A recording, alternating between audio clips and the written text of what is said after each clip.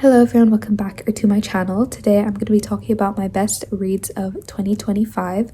I have 5 books here, 4 of them are classics. I'll be honest, I did not have a good reading year. Other than these, there were a few books that I thought were mediocre or okay, or I liked them, like Persuasion or Dead Poet Society, The Spiderwick Chronicles. The rest were just horrible. There were a lot of trashy thrillers that I had high expectations for, and some classics that I really despise, but we're saving that for another video. I also just did not read much this year. I read 16 books and half of those were from the last month in December. It's not like I was reading books slowly throughout the months. No, there were periods of months at a time where I wasn't reading, which is so disappointing. I am very hopeful for the next year though. I have over 30 books in my TBR, my physical TBR, and I think a vast majority of them are very likely to become new favorites, or at least are books that I'm really going to enjoy. Now, I'm not going to rank these in any specific order because my next video is going to be ranking all of the classics that I read in 2025, and like I said, most of these are classics, so I'm saving the ranking until then. For now, I'm just going to tell you guys what these books are, what they're about, what I liked about them, and who I would recommend them to. Before I start, I want to say please make sure to like and subscribe and comment your favorite books of 2025. I need new recommendations for when I'm doing a huge shopping spree in the summer.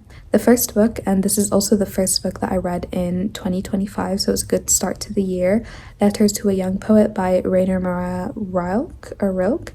This is a series of letters to a young poet who's the one who compiled these letters and published them. We only see Rainer's side of the letters and not the other side, so we're just consuming the advice and letters and writings that Rainer wrote for the author, and I thought this was very sweet, really gentle. There are some really amazing quotes in here. I think instead of reading it all at once like I did, you should take this book very slowly. It's really short and it is just letters. There's no plot. It's not a storyline. I think if you're going to read this, just read 1 or 2 letters every once in a while you're reading another book besides it. I made a TikTok earlier this year of my favorite quotes from here, but there are so many. I usually only underline the best of the best, and genuinely there's something underlined pretty much on every page. We do get to see one poem that Franz sent to Rainer and I really liked it. I'll just read the last stanza that I underlined. Love then is what my hands attempt to grasp, because I want to say a prayer whose sounds my burning mouth, my lips cannot bring forth. It's a very pretty book and I feel like it would make anyone want to write, and if you are a writer, it's a really good reminder of how special writing is, and it does give some good tips and advice. Next, we have The Death of Ivan Ilyich by Leo Tolstoy, and this was my second Tolstoy book. I love this. My first was Anna Karenina, which is my all-time favorite classic. So the book starts off with Ivan Ilyich death, and we're seeing just his business friends' reaction to his death, and then it moves on to a narrative of Ivan Ilyich and where his mind was at leading up to his death and in his final moments.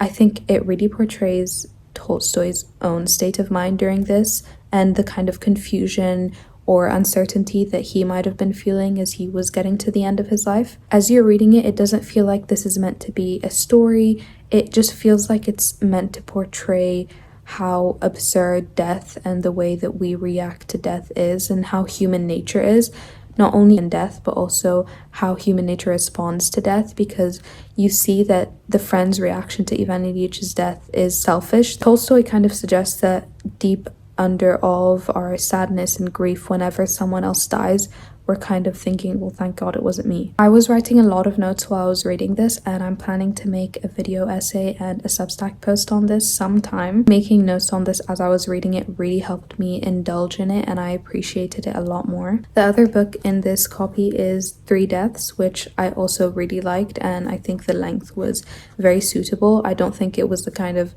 story that could have went on. I really liked the ending. Both of these I would recommend if you're looking for a slow and purposeful read that you can still have some kind of depth in, especially with Tolstoy's. The next book we have is Mary Shelley's Frankenstein. I got this because I was studying it for school in the summer. I think studying this again has also made me appreciate it a lot more. There is so much more to delve into other than just the story, and even the story itself is interesting. I really like the questions about moral duty and responsibility in this. The writing was very beautiful. Each line and quote had something that you could analyze. I even struggle when I'm writing essays on this because there's so much to pick out that I don't even know where to start. If you are going to read this, definitely research it. There are so many symbolic things in here. I will say, this is something my sister said as well. She still hasn't finished it for this reason.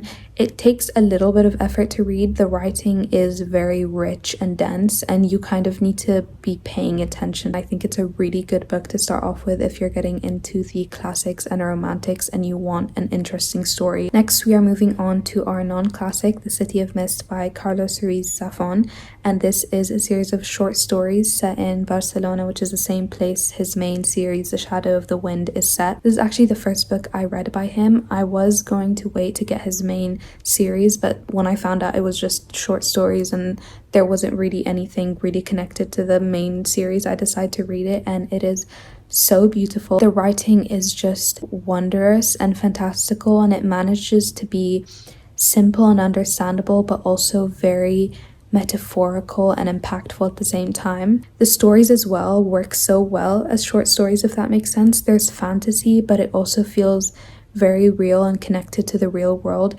Everything is just very mystical. It feels like Alice in Wonderland in just a collection of short stories. I can't find any quotes, but search up just Carlos Ruiz Zafón's best quotes and you'll understand what I mean by how entrancing his writing is. His main series is probably going to be one of the first books I get once I'm done with my huge TBR. And the last book of the best books of 2025 is Beast in the Shadows by Edogawa Rampo. This is about a detective novelist who turns into a crime investigator for the woman he loves because she says she's being stalked by her ex-lover. There is so much to think about and delve into here, even though it is such a short story. I loved how interesting the plot was. You genuinely want to know what's going to happen with the story, but then there's so much psychology to go into. The ending was amazing. The last 2 pages were really, really good and impactful, and it really makes you think about who the Beast in the Shadows is. A lot of symbolism here. The actual story and plot is very shocking and twisty. Guys, come on. It's very twisty, and anytime you feel like you know what's going to happen next, you don't know what's gonna happen next, and by the end it almost feels like you're the Beast in the Shadows. I was predicting the same things that the detective ends up predicting, and I'm like, oh, I was right, but then there's another twist and another and another and another. It almost feels like a witch trial for all of the characters. I'm so excited to research more about it, and I am definitely doing a video essay and an article on this. That is it for today's video. I really hope you guys enjoyed. If you did, please make sure to like and subscribe, and again, comment your best books of 2025. Even though 2025 wasn't the best reading year, I am happy I found these, and I would recommend all of them, especially my favorites, which you're gonna find out in my classics ranking video, and I will see you guys next week. If I'm dead next video, I got hit by a plane.